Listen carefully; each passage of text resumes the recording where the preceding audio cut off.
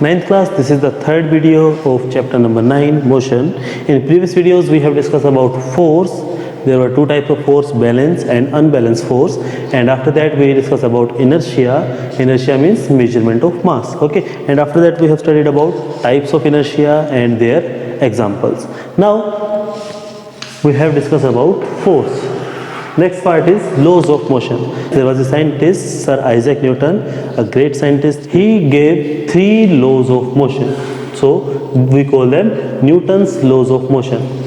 There are 3 laws of motion. First is Newton's first law of motion, then Newton's second law of motion, and Newton's third law of motion. We can't change the sequence. Okay, these are in this sequence. That means in first law we will write only this definition. In second law there was a particular definition, there is a particular definition, and similarly for Newton's third law also. Okay, so we cannot change this sequence of these laws. So first law of motion is also called the law of inertia. That means he just used the definition of inertia, the types of inertia. There were 3 types of inertia: inertia of rest, motion, and direction. So it states that Newton's first law states that an object, a body at rest, if an object is at rest, it will remain at rest.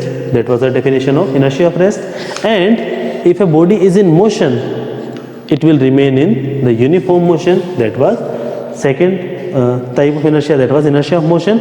Or object is moving in a particular direction, will keep on going in that particular direction unless or until an external unbalanced force is applied on it, on that body. That means if object is at rest, it will remain at rest unless we apply the force. Okay, with a certain amount of force we can keep an object from rest to motion. Okay, we can change its state with a particular amount of force. So unless we apply an unbalanced force, if object is at rest, it will remain at rest. Or if an object is in motion, if an object is in uniform motion, the main thing is object must be in uniform motion. We can't take acceleration, because in our first video we discussed that the formula for force was F is equals to mass into acceleration.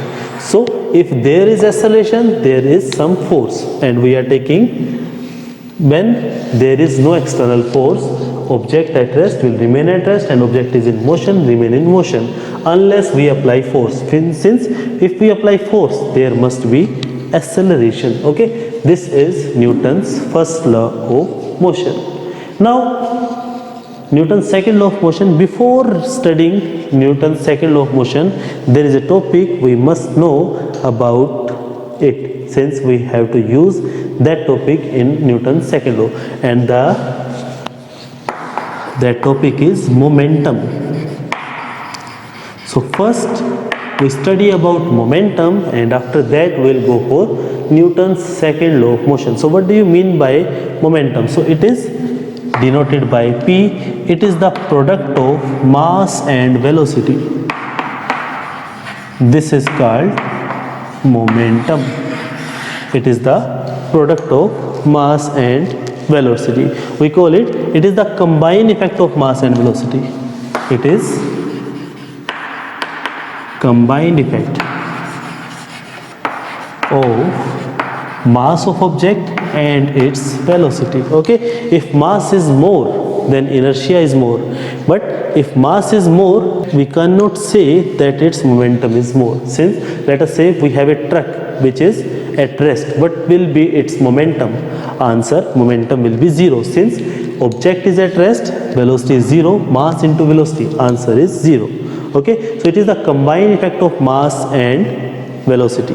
Okay, it is the product of mass and velocity. This is the definition. If we go for the unit, what will be the unit of momentum? So its SI unit will be, we will make SI unit from its formula. The SI unit of mass, kilogram. The SI unit of velocity, meter per second. So this is the SI unit of momentum, kilogram meter per second. If I ask what is CGS unit, that means centimeter gram second. We have to take length in centimeter, mass in gram, and time in second. So mass is in gram, velocity centimeter per second. This is the unit of momentum. SI unit is kilogram meter per second and CGS unit is gram centimeter per second. If I ask you momentum is scalar or a vector quantity, so answer is it is a vector quantity. Okay. Similarly, force is also vector quantity. You have studied that in 8th class also. So this is all about momentum. Momentum means it is the product of mass and velocity. If I ask you what is the initial momentum, what will be the initial momentum of any object? It is denoted by Pi. P stands for momentum and I is symbol for initial. That is initial mass multiply initial velocity. Initial velocity is represented by u. And what is the final momentum? Answer is it is denoted by Pf, that is P4 stands for momentum and F is symbol for final, that is final mass into final velocity. Okay, so if I ask you the mass of object will change during the motion, answer is it changes, but we can neglect it on the small scale. Let us say a car of 1500 kilogram is going to take a round of our city. So after that complete round, what will be its mass? It is 1500, it is less or it is more. So we'll take it as the same. Okay, when we discuss about momentum, we take both mass and velocity. So we have to take this combined effect. Okay, so we can say since most of the condition initial mass and final mass are equal, so initial momentum can be written as mu and final momentum can be written as mv. Okay, this is the formula of momentum.